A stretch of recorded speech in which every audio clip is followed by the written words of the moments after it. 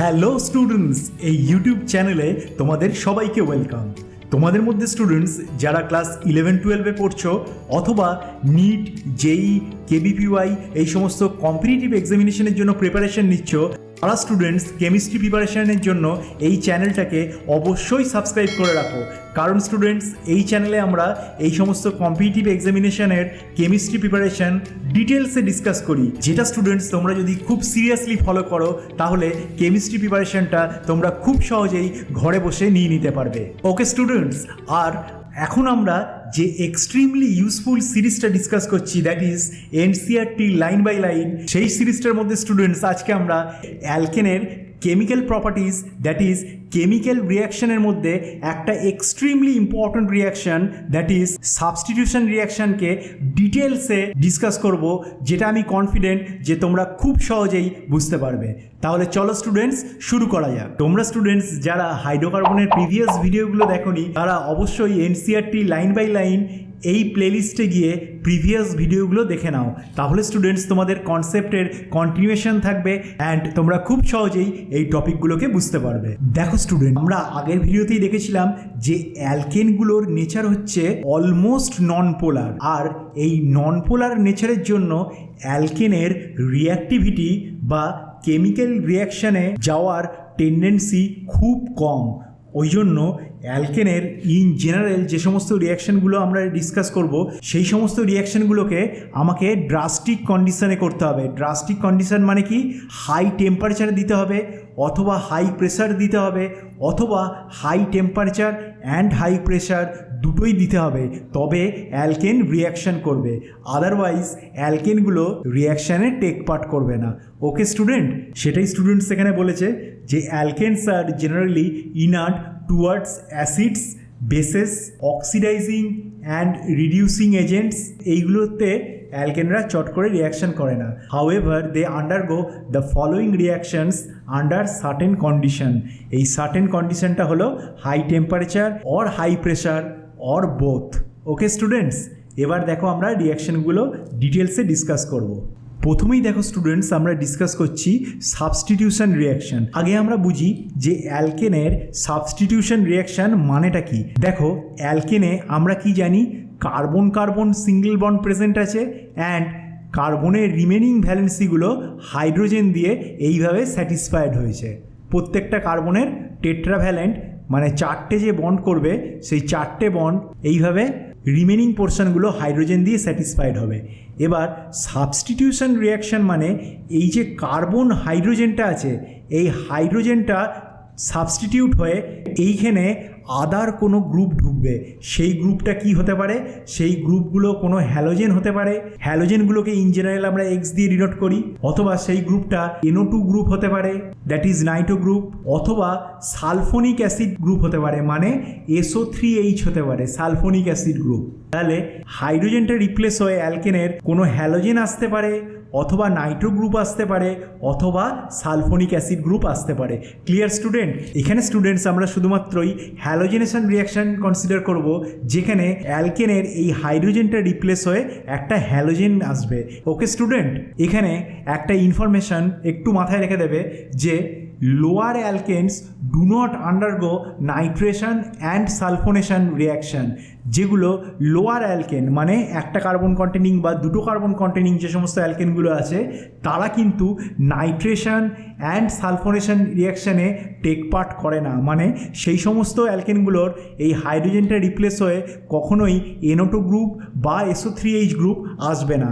তাহলে লোয়ার যে অ্যালকেনগুলো আছে সেগুলো শুধুমাত্র হ্যালোজেনেশন রিয়াকশান করবে। তার মানে এই কার্বন হাইড্রোজেন, এই হাইড্রোজেনটা রিমুভ হয়ে একটা হ্যালোজেন গ্রুপ আসবে। Clear student? এবার চলো আমরা দেখে নিই যে এই হ্যালোজেনেশন রিয়াকশানটা কিভাবে হয়। সবার আগে আমরা দেখব যে এই হ্যালোজেনেশন রিয়াকশানে কি কি প্রোডাক্ট ফর্ম হয়, অ্যান্ড তারপরে আমরা মেকানিজম ওয়াইজ ডিসকাস করব যে কেন সেই সমস্ত প্রোডাক্টগুলো ফর্ম হলো। দেখো স্টুডেন্টস, আমরা জানি কি সিম্পল অ্যালকেনটা হচ্ছে মিথেন, এরকম কার্বনের সাথে চারটে হাইড্রোজেন এরকম সিঙ্গেল বন্ড করে আছে। এবার এই মিথেনের কটা রিপ্লেসেবল হাইড্রোজেন আছে যেটা হ্যালোজেন দিয়ে সাবস্টিটিউট হতে পারে? দেখো 4টে হাইড্রোজেন আছে। একটা একটা করে হাইড্রোজেন সাবস্টিটিউট হবে অ্যান্ড একটা একটা করে আমরা কি কি প্রোডাক্ট পাবো সেটা আমরা দেখব। যখন মোনোহ্যালোজেনেশন হবে, তার মানে একটা মাত্র হাইড্রোজেন রিপ্লেসড হয়ে একটা হ্যালোজেন আসবে। এখানে আমার হ্যালোজেনটাকে ফর এক্সাম্পল আমরা ক্লোরিন নিয়ে রেখেছি, তাহলে এইখানে যে প্রসেসটা হচ্ছে এই প্রসেসটাকে আমরা বলবো ক্লোরিনেশন। তাহলে যখন মোনোক্লোরিনেটেড প্রোডাক্টটা পাবো তখন একটা হাইড্রোজেন রিপ্লেসড হয়ে এইখানে রিপ্লেসড হয়ে হাইড্রোজেনটা এখানে একটা ক্লোরিন এলো, তাহলে কি ফর্ম হলো? CH3Cl। এটা হচ্ছে ক্লোরোমিথেন ফর্ম হলো। Clear student? তাহলে এই ক্লোরোমিথেনটা হলো CH3Cl এর IUPAC নেম, আর CH3Cl এর কমন নেমটা হলো মিথাইল ক্লোরাইড। তাহলে এটা methyl chloride or IUPAC name হলো ক্লোরোমিথেন। আর তার সঙ্গে এখান থেকে একটা হাইড্রোজেন বেরিয়ে গেছে, আর এই যে ক্লোরিন মানে Cl2, একটা ক্লোরিন গিয়ে এই CH3Cl এর সাথে বন্ড ফর্ম করেছে, তাহলে এখান থেকে আরেকটা ক্লোরিন রিমেনিং পড়ে আছে, তাহলে এইখান থেকে একটা হাইড্রোজেন এসছে, আর এখানে Cl2 থেকে একটা Cl এই CH3Cl এর সাথে বন্ড করেছে আর আরেকটা Cl পড়ে আছে, তাহলে এই হাইড্রোজেন আর ক্লোরিন এইটা মিলে এই Cl ফর্ম করে গেল, that is hydrogen chloride form করে গেল। Clear student? তাহলে প্রত্যেকটা স্টেপেই যখন একটা করে হাইড্রোজেন রিমুভ হয়ে একটা করে ক্লোরিন বন্ড ফর্ম করবে, তখন একটা করে দ্যাট ইজ 1 মোল করে এই Cl রিমুভ হবে। Clear student? এবার দেখো এই যে chloromethane or methyl chloride form হলো, এরপরে যখন আরেকটা হাইড্রোজেন রিপ্লেসড হয়ে আর একটা Cl আসবে তখন কি ফর্ম করবে? তখন ফর্ম করে যাবে CH2Cl2, দ্যাট ইজ ডাইক্লোরোমিথেন। আর এই CH2Cl যার IUPAC নেম ডাইক্লোরোমিথেন, তার কমন নেমটা কি হবে? এর কমন নেমটা হবে মিথিলিন ক্লোরাইড। ওকে স্টুডেন্ট, এবার CH2Cl2 যেটা ফর্ম হলো আরেকটা হাইড্রোজেন রিপ্লেস হয়ে আরেকটা ক্লোরিন আসছে, তাহলে ফর্ম হলো CHCl3, দ্যাট ইজ ট্রাইক্লোরোমিথেন। আর এর কমন নেমটা যেটা খুব বেশি ইউজড হয় সেটা হলো ক্লোরোফর্ম। তাহলে CHCl3 এটা হলো ট্রাইক্লোরোমিথেন বা ক্লোরোফর্ম। আবার এই ক্লোরোফর্মটা দ্যাট ইজ CHCl3টা যখন আরেকটা হাইড্রোজেন রিপ্লেস হয়ে আরেকটা ক্লোরিন এলো তখন ফর্ম করলো CCl4, অ্যান্ড এর IUPAC নেমটা হলো টেট্রাক্লোরোমিথেন। এটা হলো IUPAC নেম, আর এর কমন নেমটা হলো কার্বন টেট্রাক্লোরাইড। Clear student? এখানে স্টুডেন্ট আগের ক্লাসটার একটা কন্টিনিউয়েশন বলে রাখি, এই যে চার্টটা দিয়েছে জাস্ট এই চার্টটা একটুখানি দেখে রাখবে যে কার্বনের নাম্বারটা যত ইনক্রিজ করছে তত সেই সমস্ত স্পিসিসের বয়লিং পয়েন্ট অ্যান্ড মেল্টিং পয়েন্টটা ইনক্রিজ করছে। Clear student? অ্যান্ড এই পয়েন্টটা তোমাদের এক্সাম পয়েন্ট অফ ভিউ খুব বেশি ইম্পর্ট্যান্ট। এবার চলো আমরা রিয়াকশানগুলোতে চলে আসি, যে রিয়াকশানগুলো আমরা ডিসকাস করছিলাম, সাবস্টিটিউশন রিয়াকশান। এবার দেখো স্টুডেন্টস, ইথেনের মোনোক্লোরিনেটেড আমরা প্রোডাক্ট কনসিডার করছি, মানে ইথেনের একটা হাইড্রোজেন রিপ্লেস করে একটা ক্লোরিন এলে কী প্রোডাক্ট হবে সেটা আমরা দেখছি। এখানে স্টুডেন্টস একটা এক্সট্রিমলি ইম্পর্ট্যান্ট কনসেপ্ট খুব ভালোভাবে তোমরা বুঝবে। দেখো এখানে ইথেন মলিকুলটা কীরকম দেখতে, কার্বন কার্বন সিঙ্গেল বন্ড আছে, অ্যান্ড কার্বনের রিমেনিং ভ্যালেন্সিগুলো হাইড্রোজেন দিয়ে এইভাবে স্যাটিসফাইড হয়েছে। তাহলে এখানে তো 6টা হাইড্রোজেন আছে, তাহলে এখানে যখন মোনোহ্যালোজেনেটেড প্রোডাক্ট পাবো, মানে হাইড্রোজেনকে রিপ্লেস করে যখন ক্লোরিন আসবে তখন কি 6টা আমরা মোনোক্লোরিনেটেড প্রোডাক্ট পাবো? একদমই না স্টুডেন্টস।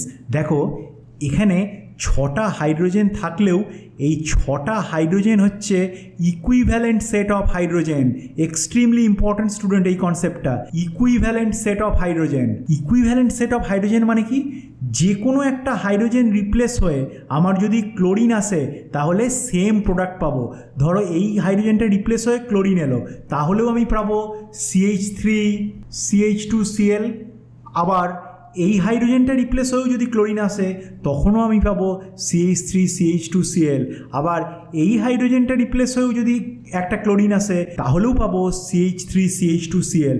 সিমিলারলি এই হাইড্রোজেনগুলোর মধ্যে যে কোনো একটা হাইড্রোজেন রিপ্লেস হয়ে যদি একটা ক্লোরিন আসে তাহলে আমরা সেম প্রোডাক্ট পাবো CH3 CH2Cl। ওই জন্য এই সমস্ত হাইড্রোজেনের সেটগুলো হচ্ছে equivalent set of hydrogen.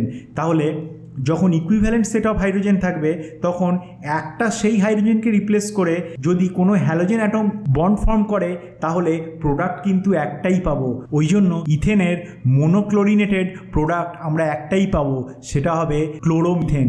Clear student? দেখো স্টুডেন্টস, এই কনসেপ্টটা বেস করেই একটা অ্যাডিশনাল ইনফরমেশান কোশ্চেন ফর্মে আমি তোমাদের দিয়ে রাখছি, যেটা তোমাদের কম্পিটিটিভ এক্সামিনেশনের জন্য খুবই হেল্পফুল হবে। ধরো একটা কম্পাউন্ড এরকম দিয়ে তোমাদের বলে দিয়েছে যে এই কম্পাউন্ডটার কটা মোনোক্লোরিনেটেড প্রোডাক্ট আমরা পাবো যখন সাবস্টিটিউশন রিয়াকশন হবে।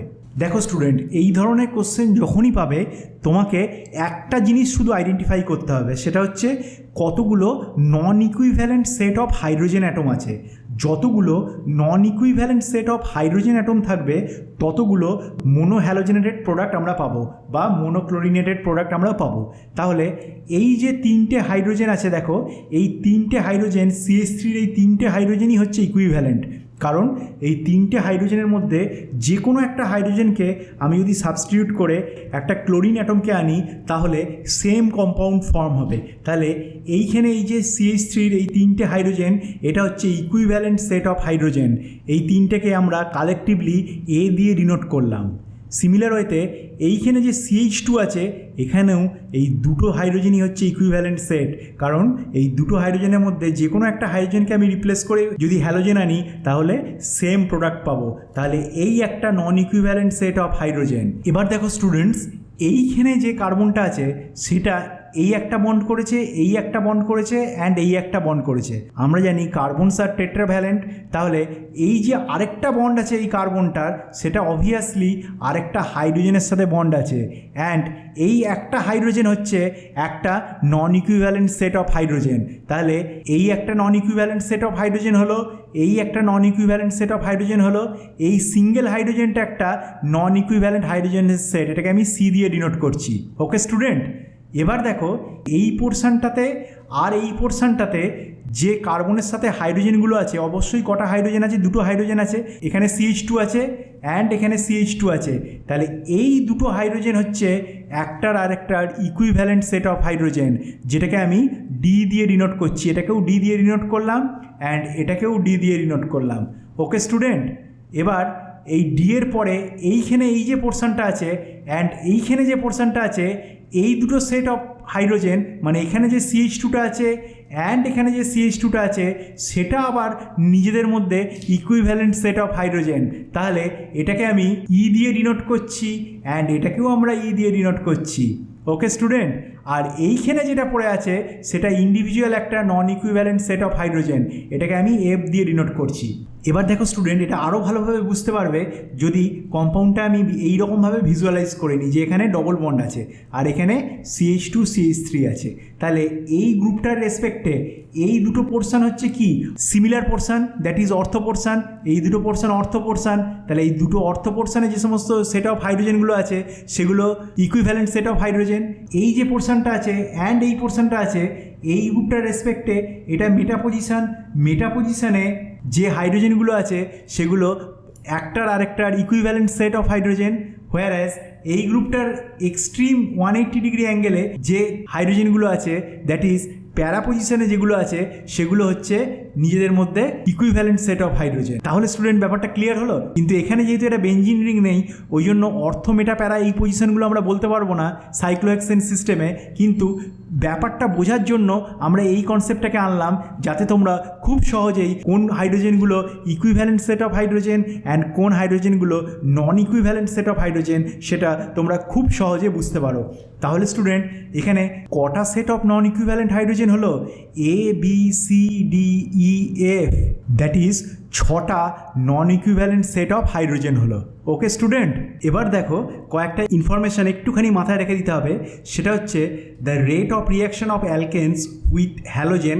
হ্যালোজেনের সাথে যখন অ্যালকেনের রিয়াকশন হবে তখন হ্যালোজেনগুলোর রিঅ্যাক্টিভিটি অর্ডার কি?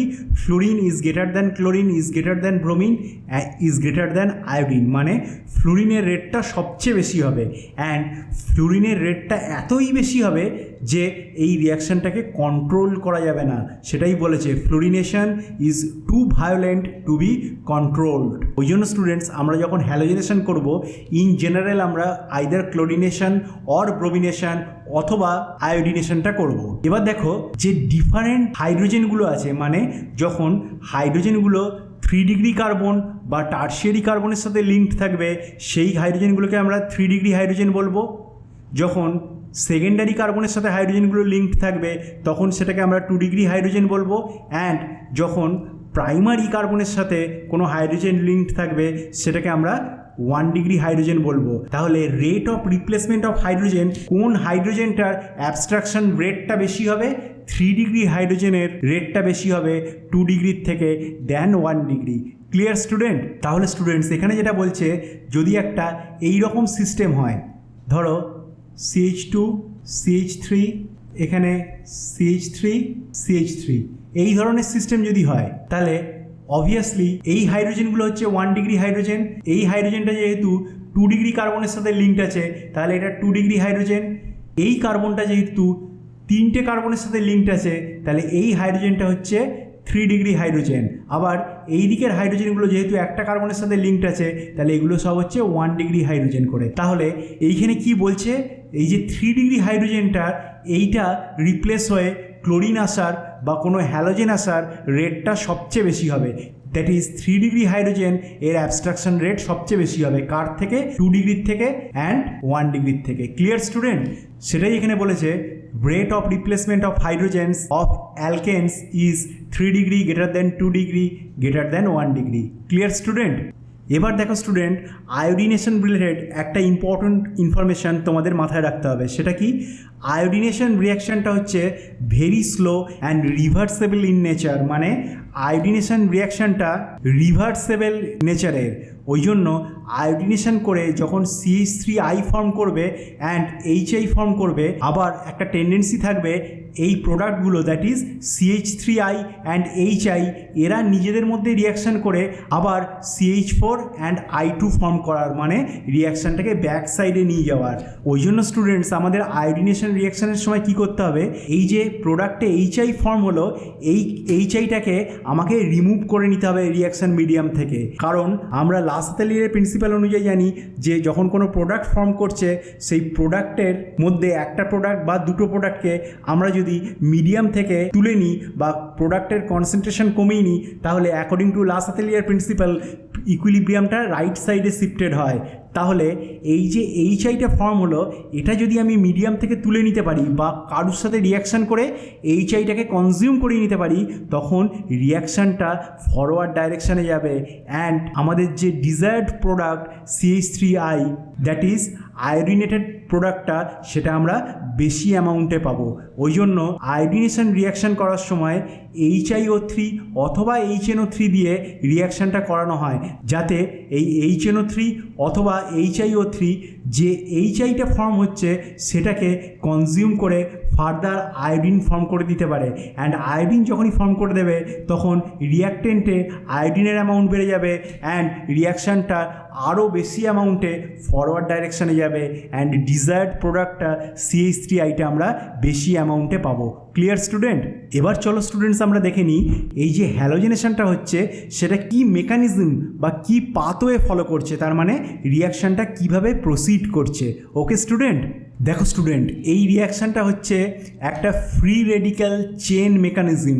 এইটা স্টুডেন্টস তোমরা অনেকেই প্রথমবার শুনলে, ফ্রি রেডিক্যাল চেন মেকানিজম। এটা আমাদের খুব ভালো করে বুঝতে হবে। দেখো যে কোনো ফ্রি রেডিক্যাল চেন মেকানিজম যখন হবে সবসময় সেই মেকানিজমটা 3টে স্টেপ ফলো করবে। সেই 3টে স্টেপ কি কি? Initiation, propagation and termination. এবার চলো স্টুডেন্ট আমরা ডিটেলসে এক একটা স্টেপ বুঝি যে কোনটা কি স্টেপ। দেখো student, free radical chain mechanism বোঝার আগে আমাদের সবার আগে বুঝতে হবে একটা কোভ্যালেন্ট বন্ড কী রকমভাবে ক্লিভেজ হতে পারে বা একটা কোভ্যালেন্ট বন্ড কী রকমভাবে ভাঙতে পারে। দেখো একটা কোভ্যালেন্ট বন্ড ধরো A বন্ড B এইভাবে আছে, এইটা দুটো রকমভাবে ব্রেক করতে পারে। একটা হচ্ছে এই বন্ডটা ফর্মেশনের সময় A একটা ইলেকট্রন দিয়েছিল, B একটা ইলেকট্রন দিয়েছিল, এবার এ যে ইলেকট্রনটা দিয়েছিল এর ইলেকট্রন এ নিয়ে গেল, আবার বি এর ইলেকট্রন বি নিয়ে গেল। এই যে ফর্ম হলো নিউট্রাল স্পিসিসগুলো, এইগুলোকে বলে ফ্রি রেডিক্যাল। তাহলে ফ্রি রেডিক্যাল কখন ফর্ম হবে? এই যে বন্ডটা হচ্ছে, এই বন্ডটা যখন হোমোলাইটিক ক্লিভেজ হবে। হোমোলাইটিক ক্লিভেজ মানে এই যে বন্ডের ইলেকট্রন দুটো আছে, এ একটা ইলেকট্রন নিয়ে নিল আর বি একটা ইলেকট্রন নিয়ে নিল, তখন এই যে ক্লিভেজটা হলো এইটা হচ্ছে হোমোলাইটিক ক্লিভেজ। অ্যান্ড যখনই আমার ফ্রি রেডিক্যাল মেকানিজম হবে সবসময় বন্ডটা হোমোলাইটিক ক্লিভেজ হবে, মানে বন্ডটার হোমোলিসিস হবে, হোমোলাইটিক ওয়েতে বন্ডটা ব্রেক করবে and as a result free radical form করবে। আরেকটা মোডে যেটা বন্ড ব্রেক করতে পারে সেটা হচ্ছে এ বির মধ্যে হেটেরোলাইটিক ক্লিভেজ, মানে যে কোনো একটা পার্টনার দুটো ইলেকট্রন নিয়ে নিল, তাহলে যে ইলেকট্রনটা নিয়ে নিল সে মাইনাস চার্জ ক্রিয়েটেড হয়ে গেল অ্যান্ড যার কাছ থেকে ইলেকট্রনটা চলে গেল সেই অ্যাটমটা পজিটিভ চার্জ হয়ে গেল। এখানে স্টুডেন্ট একটা ডাউট তোমাদের মাথায় আসতে পারে, সেটা হয়তো আমি আগে অন্যান্য ভিডিওতেও ক্লিয়ার করেছি। এই যে বন্ডেড ইলেকট্রনটা, এটা তো দুটো ইলেকট্রন, এ একটা ইলেকট্রন বি একটা ইলেকট্রন দিয়েছে, তাহলে এ যখন ইলেকট্রনটা নিল তখন তো দুটো ইলেকট্রন নিল, তাহলে একটা নেগেটিভ চার্জ কেন ক্রিয়েটেড হলো?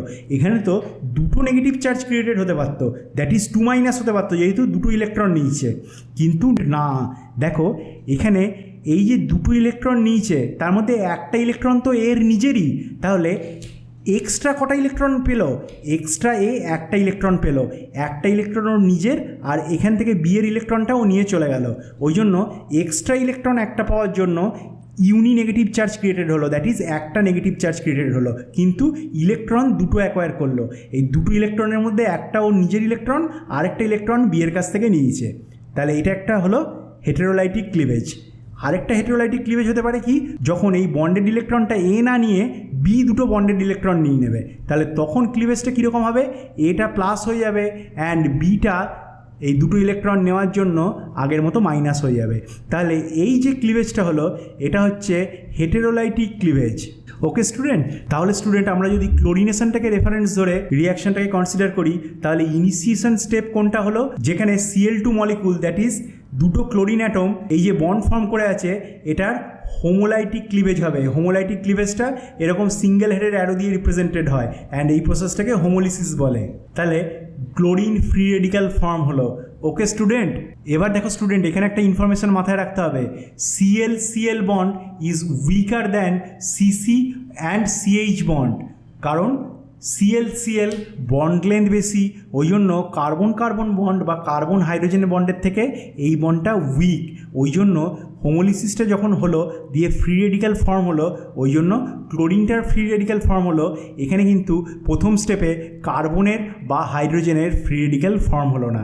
ওকে স্টুডেন্ট, তাহলে ইনিশিয়েশন স্টেপ হচ্ছে সেই স্টেপটা যেই স্টেপে কোনো একটা মলিকুলের হোমোলাইসিস হবে বা হোমোলাইটিক ক্লিভেজ হবে দিয়ে ফ্রি রেডিক্যাল ফর্ম হবে। ওকে স্টুডেন্ট, নেক্সট স্টেপ হচ্ছে প্রোপাগেশন। প্রোপাগেশন মানে সেই স্টেপ যখন একটা ফ্রি রেডিক্যাল আরও ফ্রি রেডিক্যাল প্রডিউস করবে, মানে Cl ডট একটা ফ্রি রেডিক্যাল ফর্ম করেছিল, সেই Cl ডট বা Cl ফ্রি রেডিক্যালটা আরও ফ্রি রেডিক্যাল তৈরি করবে, সেই প্রসেসটা হচ্ছে প্রোপাগেশন স্টেপ। তাহলে প্রোপাগেশন স্টেপে কী হলো? মিথেন। তাহলে মিথেনে যে কার্বন হাইড্রোজেন চারটে হাইড্রোজেন আছে এরকমভাবে, তার মধ্যে একটা হাইড্রোজেনের হোমোলিসিস হবে দিয়ে একটা ফ্রি রেডিক্যাল ফর্ম করবে। এখানে এই বন্ডটার হোমোলিসিস হলো। কেন হোমোলিসিস হলো? In presence of Cl free radical. যেহেতু Cl ফ্রি রেডিক্যালটা এসছে, এখানে যখনই একটা হাইড্রোজেন ফ্রি রেডিক্যাল হবে সেই হাইড্রোজেন ফ্রি রেডিক্যালটা Cl ফ্রি রেডিক্যালের সাথে কম্বাইন করে HCl ফর্ম করবে, যেটা এখানে ফর্ম করেছে HCl, and as a result এই কার্বন হাইড্রোজেনের বন্ডটার যেহেতু হোমোলিসিস হয়েছে সেই জন্য এখানে একটা মিথাইল ফ্রি রেডিক্যাল ফর্ম হলো, CH3 ফ্রি রেডিক্যাল। ওকে স্টুডেন্ট, তাহলে প্রোপাগেশন স্টেপে একটা ক্লোরিন ফ্রি রেডিক্যাল একটা মিথাইল ফ্রি রেডিক্যালকে ফর্ম করলো। ওকে, আবার প্রোপাগেশনের নেক্সট স্টেপে এই যে মিথাইল ফ্রি রেডিক্যালটা ফর্ম হলো সেটা আবার আরেকটা ক্লোরিন মলিকুলের সাথে রিয়াকশন করে ফার্দার একটা ক্লোরিন ফ্রি রেডিক্যাল ফর্ম করলো। আবার এই যে ক্লোরিন ফ্রি রেডিক্যালটা ফর্ম করলো সেটা আবার একটা মিথেনের সাথে রিয়াকশন করে এই ওপরের রিয়াকশানটা করাবে। তাহলে এই রিয়াকশানটা একটা চেন ওয়াইজ চলতেই থাকবে চলতেই থাকবে চলতেই থাকবে। ওই জন্যই এই মেকানিজমটাকে বা এই পাথওয়েটাকে বলা হয় free radical chain mechanism. Okay student, তাহলে সেটাই বলেছে, the chlorine and methyl free radicals generated above repeat steps A and B respectively and thereby set up a chain of reaction চলতেই থাকবে। The propagation steps A and B are those which directly give principal products, but many other propagation steps are possible and may occur। মানে এই যে principal প্রোডাক্টটা আমার form হলো, আমি যেটা ফর্ম করতে চাইছি, আমি কি ফর্ম করতে চাইছি? আমি CH3Cl ফর্ম করতে চাইছি, মনোক্লোরিনেটেড প্রোডাক্ট ফর্ম করতে চাইছি। তাহলে এটা প্রিন্সিপাল প্রোডাক্ট বা আমার যেটা ডিজায়ার্ড প্রোডাক্ট সেটা ফর্ম হচ্ছে। কিন্তু এই প্রোপাগেশন স্টেপেরই কিছু রিয়াকশানের জন্য ডিজায়ার্ড প্রোডাক্ট ছাড়াও কিছু বাই প্রোডাক্ট ফর্ম হয়ে যাবে। সেটা কীরকম করে? এই CH3Cl যেটা ফর্ম করলো সেটা একটা ক্লোরিন ফ্রি রেডিক্যালের সাথে রিয়াকশান করে CH2.Cl এটা ফর্ম করবে, অ্যান্ড যেরকম করে এই Cl ফর্ম করে সেরকম করবে। এবার দেখো এই যে ফ্রি রেডিক্যালটা ফর্ম হলো CH2.Cl, এটা আবার একটা ক্লোরিনের সাথে রিয়াকশান করে CH2Cl2 দ্যাট ইজ ডাইক্লোরোমিথেন বা মিথিলিন ক্লোরাইড ফর্ম করবে। এটা হলো একটা বাই প্রোডাক্ট। তার মানে মিথেনের মনোক্লোরিনেশন করে আমি যদি মিথাইল ক্লোরাইড পেতেও চাই, তার সঙ্গে বাই প্রোডাক্ট হিসেবে মিথিলিন ক্লোরাইড অবশ্যই এই মেকানিজম ফলো করে ফর্ম করে যাবে। ওকে স্টুডেন্ট, তাহলে এখন তো আমরা ডিসকাস করলাম দুটো স্টেপ, ইনিশিয়েশন অ্যান্ড প্রোপাগেশন। এবার ফ্রি রেডিক্যাল চেইন মেকানিজমের last step that is termination. টার্মিনেশনটা হচ্ছে ইনিশিয়েশন স্টেপের জাস্ট অপোজিট। তার মানে ইনিশিয়েশনে যেরকম একটা মলিকুলের হোমোলাইসিস হয়ে বা হোমোলাইটিক ক্লিভেজ হয়ে ফ্রি রেডিক্যাল ফর্ম করেছিল, এখানে দুটো ফ্রি রেডিক্যাল নিজেদের মধ্যে কাপল করে একটা মলিকুল ফর্ম করবে। অ্যান্ড ফ্রি রেডিক্যালটা যেহেতু এই প্রসেসে কনজিউমড হয়ে যাচ্ছে, ওই জন্য রিয়াকশানটা এই প্রসেস ফলো করলে স্টপ হয়ে যাবে। ওই জন্য এর নাম হয়েছে এই স্টেপটার টার্মিনেশন। তাহলে টার্মিনেশনে প্রথম টার্মিনেশনে কী হচ্ছে? দুটো Cl ফ্রি রেডিক্যাল নিজেদের মধ্যে কম্বাইন করে একটা Cl2 মলিকুল ফর্ম করলো, দুটো মিথাইল রেডিক্যাল নিজেদের মধ্যে কাপল করে ইথেন ফর্ম করলো, অ্যান্ড একটা মিথাইল রেডিক্যাল অ্যান্ড একটা ক্লোরিন রেডিক্যাল নিজেদের মধ্যে কাপল করে মিথাইল ক্লোরাইড ফর্ম করলো। অ্যান্ড যেহেতু এর সঙ্গে আর কোনো ফ্রি রেডিক্যাল ফর্ম হলো না, ওই জন্য এই স্টেপটা হচ্ছে টার্মিনেশন স্টেপ। Clear student? দেখো স্টুডেন্ট, সেটাই এখানে বলেছে, দো in CH3Cl the one of the products is formed but free radicals are consumed and the chain is terminated. The above mechanism helps us to understand the reason for formation of ethane as a byproduct during the chlorination of methane. তার মানে যখন মিথেনের chlorination হচ্ছে তখন by product হিসেবে ethane form হলো, এই জিনিসটা আমাদের ক্লিয়ারলি বোঝা গেল। আর ইথেনের সঙ্গেও মিথেনের যখন ক্লোরিনেশন হলো তখন বাই প্রোডাক্ট হিসেবে আমরা আরেকটা প্রোডাক্ট পেলাম CH2Cl2 that is methylene chloride. তাহলে বাই প্রোডাক্ট হিসেবে এটাও আমরা পেলাম। ওকে স্টুডেন্ট, আজকের ভিডিওটা স্টুডেন্টস এই পর্যন্তই। নেক্সট ভিডিওতে আমরা অ্যালকেনের রিমেনিং কেমিক্যাল রিয়াকশনগুলোকে ডিসকাস করব, যেগুলো এক্সাম পয়েন্ট অফ ভিউ খুব ইম্পর্ট্যান্ট। তোমাদের স্টুডেন্টস এই সিরিজটা কেমন লাগছে আমাকে অবশ্যই জানাও, আর স্পেশালি কোন কোন জায়গাগুলো তোমাদের বুঝতে অসুবিধা হচ্ছে অ্যান্ড কোন টপিকগুলোর ওপরে তোমরা বেশি করে ভিডিও চাইছো সেটাও আমাকে অবশ্যই জানাও, যাতে আমি স্টুডেন্টস সেই সমস্ত টপিকের ওপরে ভিডিও আপলোড করতে পারি অ্যান্ড তোমাদের আমি হেল্প করতে পারি। ওকে স্টুডেন্ট, তোমাদের কাছে স্টুডেন্টস একটাই রিকোয়েস্ট যে এই ভিডিওগুলো তোমাদের সমস্ত ফ্রেন্ডসদের মধ্যে শেয়ার করো, যাতে সবাই বেনিফিটেড হয় অ্যান্ড সবাই কেমিস্ট্রিটাকে এইভাবে ঘরে বসে এনজয় করতে করতে রেডি করে নিতে পারে।